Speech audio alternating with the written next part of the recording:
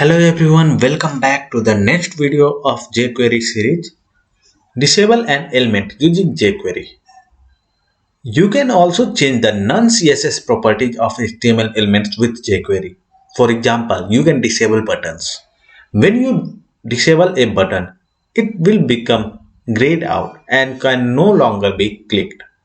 jQuery has a function called prop that allows you to adjust the properties of elements.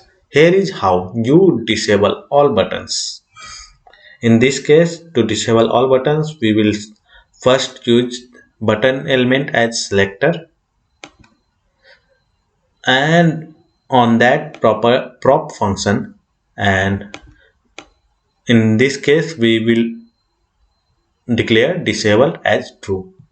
Disable only the target one button. We have to target